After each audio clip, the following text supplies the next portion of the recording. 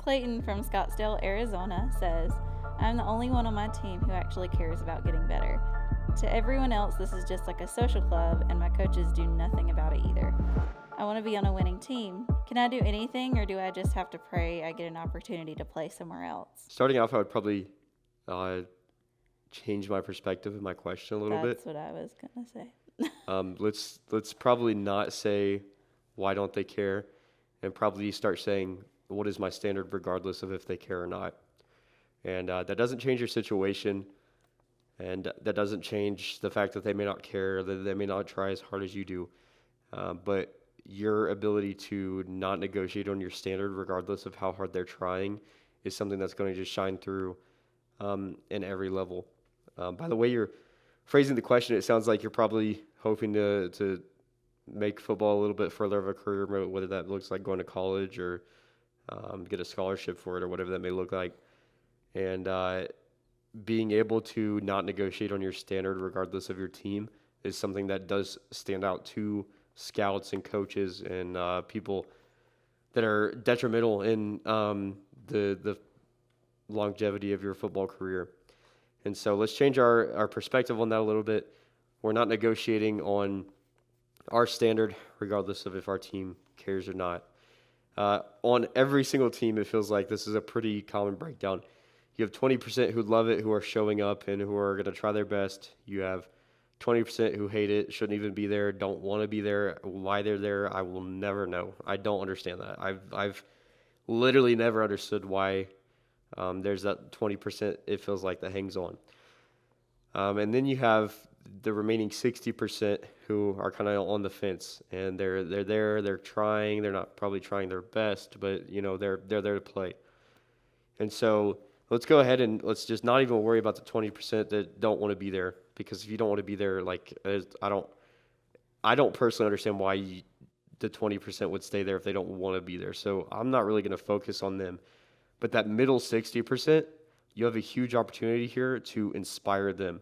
And I've seen some great leaders on some teams that just did not try, weren't working, weren't like you said, they were treating it like a social club. I've seen some good players come in and take leadership and transform those teams, not because they got mad and stood up and was like, you guys don't care. And, motivational speeches, whatever, sometimes maybe that works. But what really worked for them is they got up and they started inspiring the team. They started getting to practice early. They started giving 110% regardless of what happened. They were always there. They were trying. They were grinding. And what happens over time is you see this inspires the other players to work harder. And it really starts to define who that 20% that doesn't want to be there is, and who that 60% who may want to be there are. And so, man, just keep focusing on yourself and try as hard as you can. As hard as it is, you can't pull people up a mountain if they're holding onto the rocks.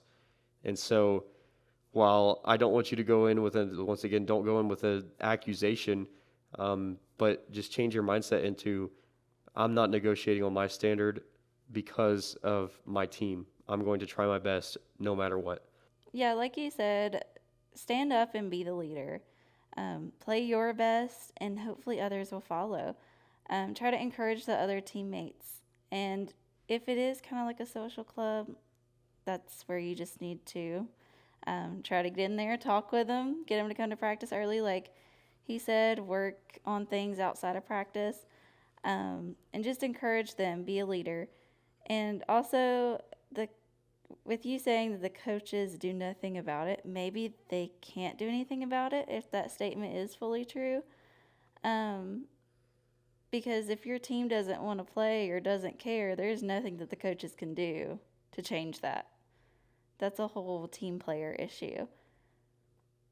So that's just where you'll have to step up and be the leader, and then they'll be able to coach the team that actually wants to play.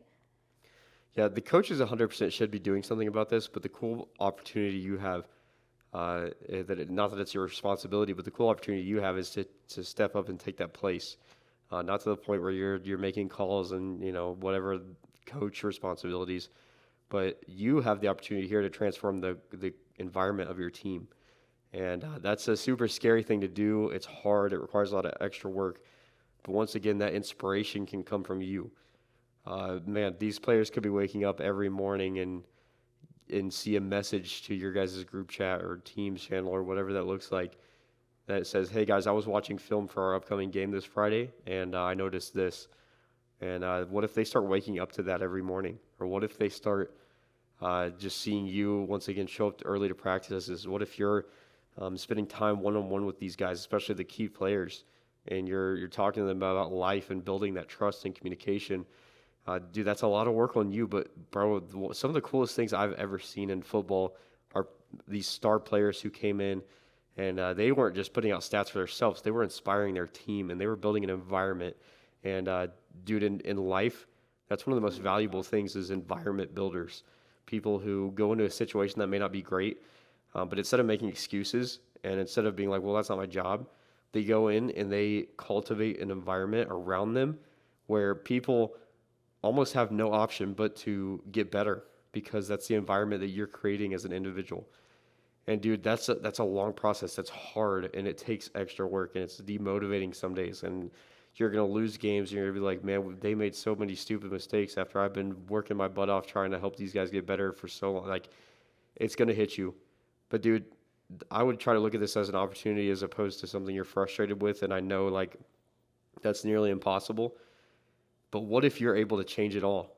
What if you, as one player, can change your whole team, make everybody better, and you guys go to have a great season or two together because you came in and, dude, I think eventually you could see the benefits of this come through in one of your like your senior season or something, and you have players who come up to you and say, "Man, you really inspired me to do my best, and now I have a scholarship offer because of you, or now I have."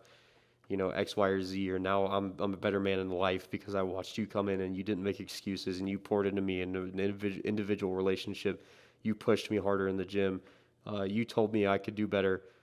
Dude, like, that's stuff that will surpass football. Those skill sets, bro, if you go to work a normal job after this, if you go to whatever you go to, if you make it all the way to the NFL, that's a skill set that has nothing to do with the field necessarily. But the fact that you'll be able to cultivate an environment that could help you so tremendously that alone could be more valuable than anything you do on the field. And so, man, that's the biggest thing I can tell you. I feel your frustration, man. I would be frustrated too. Your frustration matters and it's real and it's valid. But we're not going to negotiate on our standard, and we're going to try to look at this as an opportunity as opposed to a frustration. And we're going to realize, man, I have an opportunity here to do something that very few players can do, and I'm going to do my best to achieve that.